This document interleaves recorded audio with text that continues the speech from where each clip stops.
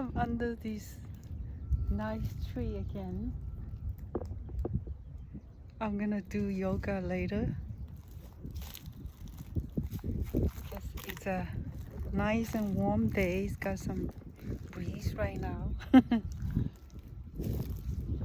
then I'm again at this group picnic area, which is far end of the park, away from the lake, from everybody.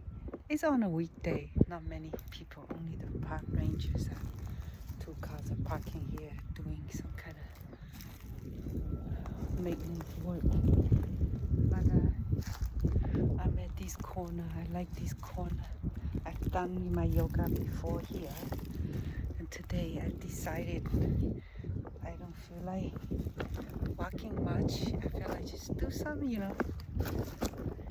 maintenance yoga, like some stretch. Yeah, I think it's a really good spot. I picked a different table from last time I'm on that table. I like this table is actually not as level, but it's more shady, and you got a much nicer view of the hills on top of me. Oh, so it's just so nice. I cannot tell you how nice it is to lay on a picnic table and just look up, and there's 2 gorgeous shady trees above me. I think this will be where my hot day hiding spot. It's so nice, yes. And because I'm prepare my mind about this 85-degree next week, all week. Oh my goodness, the summer has arrived way too early.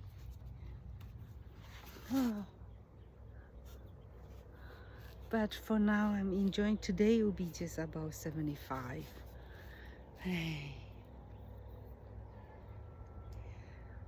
It seems like today I again didn't get out of the house until 1:30. I said, okay, better get out before 2 o'clock comes. The traffic will be, I will be with the traffic. So yeah.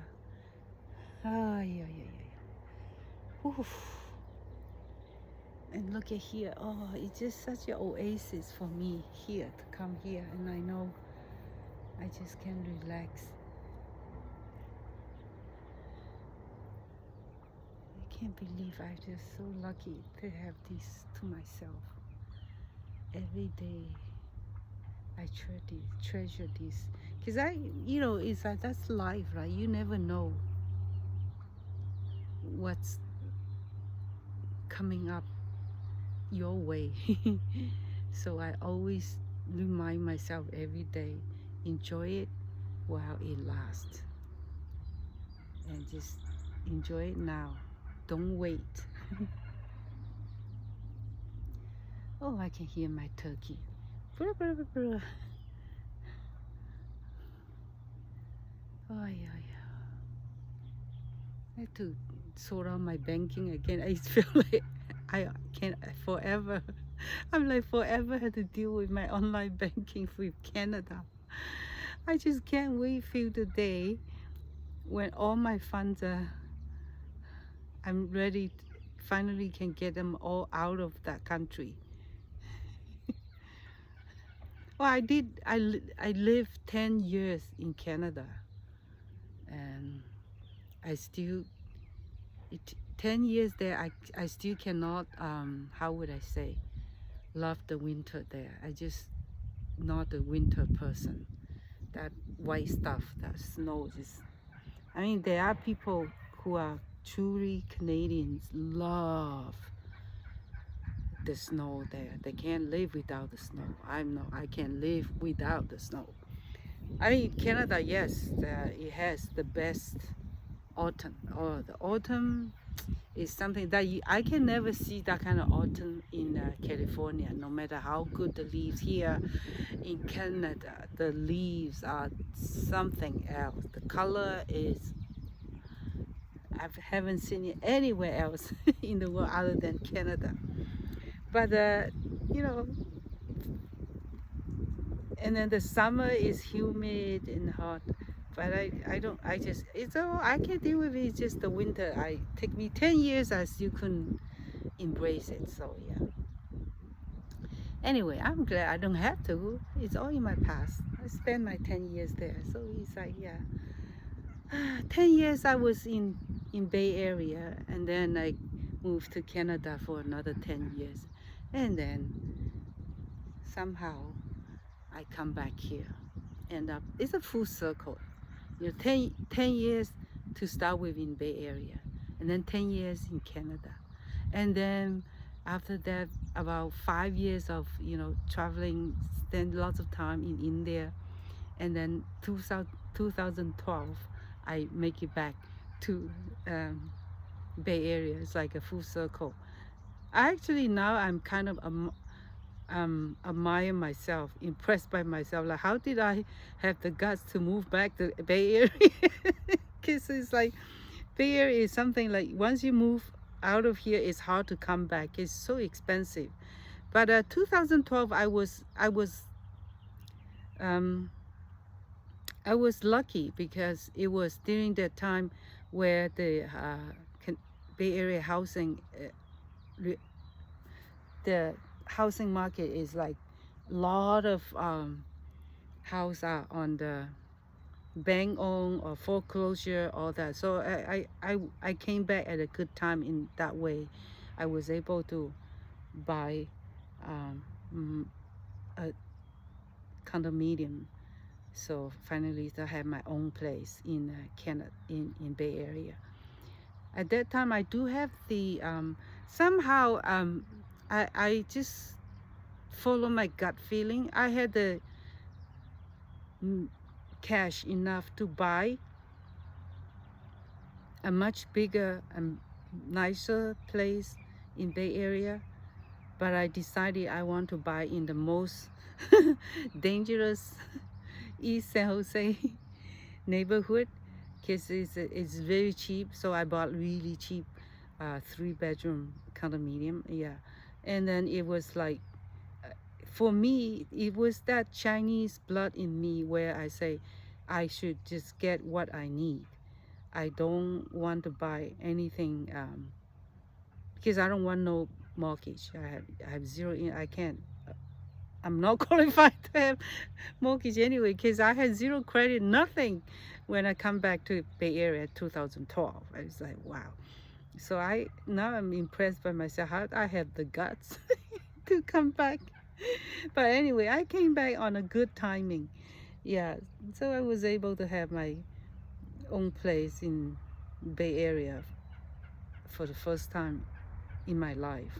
Yeah, my own place. So in the summer, my 2 kids didn't have to go stay at my brother's house or my mom's house. I finally had my own place. Yeah, so I felt good that I have my own place for my 2 boys, so they don't feel like they don't have a place, even though it's not like what they like. It's not a neighborhood they like, because you know, from Canada there's no such difference between neighborhoods like the US. The bad neighborhood and the good neighborhood is a huge difference. But anyway, my boys learn how to adapt. So yeah. So but it was at least they know that it's our mommy's place. Don't have to stay at my brother's house. I mean, they did have you know, it was not easy either for them to stay at my brother's house, because it's like we all share in one room. My brother gave me their master bedroom, so my 2 boys sleep on the floor on one and there, and I sleep on that side. The whole big room is just like we all sleep on the floor kind of thing. Yeah, but it's it's something for my boys to learn how to adapt under other people's roof. I mean, yeah, the cousins, their cousin have sometimes, would have kids saying, "Oh, why you come here? Go back to your own place. Why you? I don't want you here."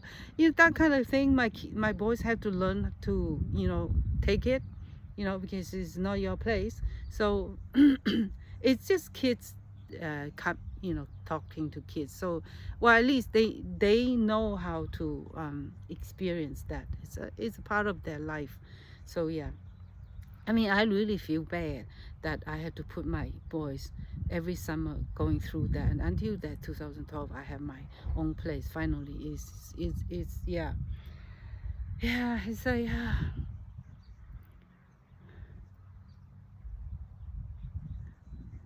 and then later on, I sold it. So yeah, and then moved to where I am now. So it's okay. Yeah. So my life have gone through so many turbulent up and down stuff. I survived it. So it's like, mm, but that was like a good lesson that I learned myself, right? So I said, never buy anything that you don't need. So yeah, I bought with what I need, and the cheapest that I can afford that. I mean, I could afford better, but I choose not to. So later on, by the time I sold it, about what, a few years later, I almost triple, almost definitely double the price of what I pay. So yeah, so that was my good bucket of fortune that I didn't intend to make. I just do it because I needed a place for my boys. And then sometimes God also reward you with things that you did not have a intention to do. You just do what you need, and sometimes you could be rewarded by that. So I am very fortunate to have that bucket of my first bucket of treasure that I made. It was that's how I can afford to this day to to retire, and I still have enough saving for me to carry on my life. Plus I still have my social security thing that I can claim when I'm 67, to give me about 1,000 or something. That should be enough together with my savings. So yeah, especially the way I spend, that the way I make my living, uh, my minimalism kind of style. So yeah, mm, I'm rewarded by that because I never was greedy to get what I more than what I need. Yeah, so that was applaud for myself. Yes, good girl. I'm very proud of me for that. So that was that was what I did good. Yes, something I did good in my life. Some of them, yeah. So not too bad. But then it's like all my life I have to also because it's like I have to make a living too, right? So it's like because I choose not to work, so I always rent out my rooms. I always have roommate. I also do some Airbnb to to rent out my stuff, my room. So I always have roommates. So to help me pay for the rent or stuff like that. I always have roommates, and I've been always, how would I say, it's not 100% lucky that I always have good roommates, but I would say 80% of them was good roommates that pay everything. Yeah. I would have, like, how would I say, maybe two roommates, tenants that I had super bad experience with, but then it didn't last for very long. It's all about that one of them is like a couple months done, and then the other one is maybe a year or something, and that's it. So yeah, it was not too bad. So comparing to so many horrible story of tenants, I'm lucky because that's how I make my living, right? So I choose not to work and I choose to rent out my rooms to make a living. So that's what you pay for. You have to compromise, right? You can't just get free money. So yeah, all my life I never had up until my uh, ex kicked out my younger son, and then I decided to have him come live with me. I had 6 months of having this whole place to myself for the first time in my life that I didn't have to share with anybody. I had 6 months of it, so that was very, very sweet memory. I had the whole place to myself. I make it so nice and beautiful. Oh, that was my sweet, sweet time of 6 months of completely solo time. I really treasure every day of those times. And then I had to take in my son after, and it didn't work out with his father in Canada. So yeah, that's why I always say lonely to me is a luxury, and alone is also a luxury.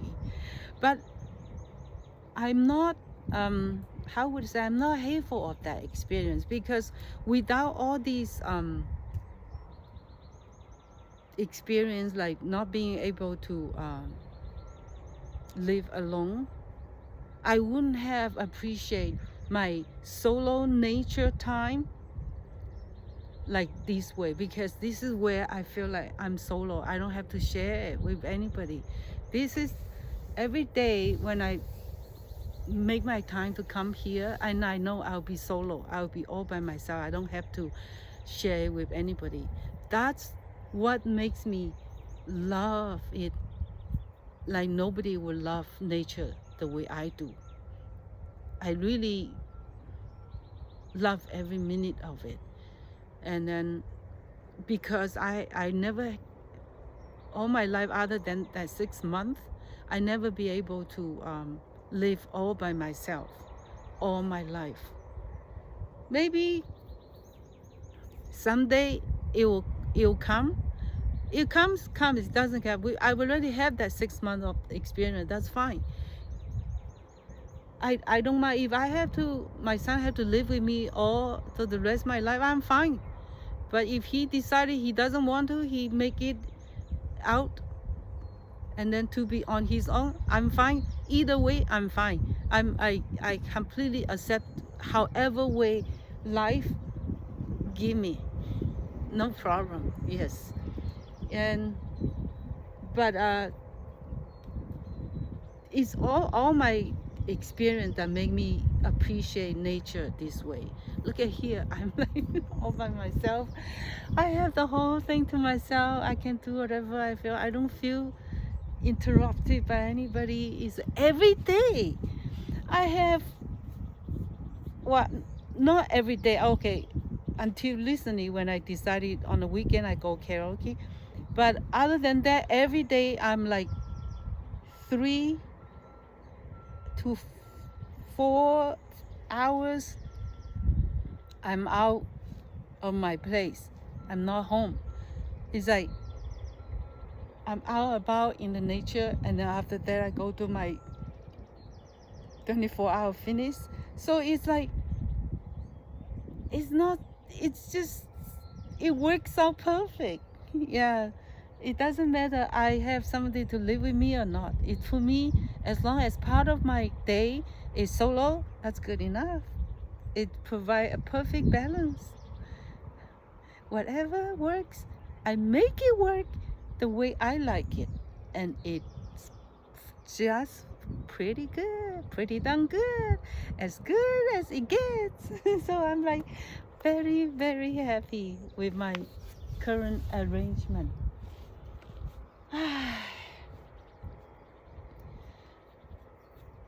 Life could be as good as you make it to it. Make whatever you have and then make the best out of it. That's my lifelong principle. That's how I live by. Throw me a knife, throw me a lemon, throw me whatever you could, life. I'll make it better and I'll make it good for me to live. It doesn't matter.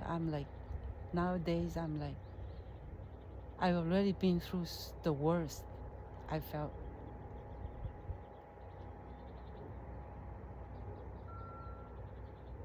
keep it coming. I can deal with it. That is so reassurance for myself, and I can make it because I know I have myself to rely on, and I have myself to depend on, and I don't have to count on anybody.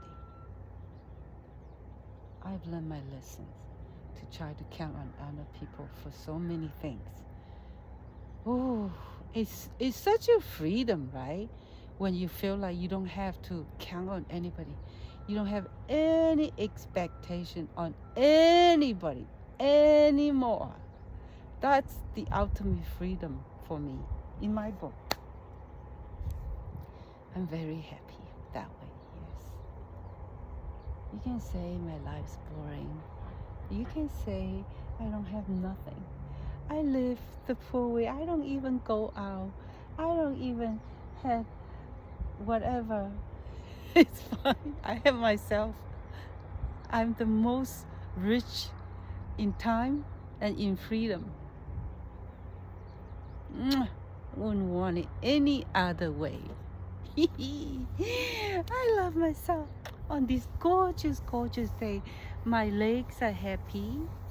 My left leg also happy. This morning actually when I woke up, there's like not too much pain in my hip and my leg. Yesterday actually after I'm done walking here, I actually don't actually feel like going to the gym, so I didn't go to the gym. On the way home I just stopped and then do my grocery, and then I went home. And it's okay. It's very flexible for me. So I don't okay. So I'll skip a day at gym, and today I'll go to the gym. So yeah, just sometimes my body need a break, right? So you need a break. So I in turn I went grocery shopping. On my way home, I went to grocery outlet. Grocery outlet is where I buy my oatmeal. I can't live without oatmeal every morning. I'm addicted to oatmeal. Oh, don't you just love life? Oh, look at the breeze. Oh, look at the breeze. Oh, my leg. I love myself. Life is good.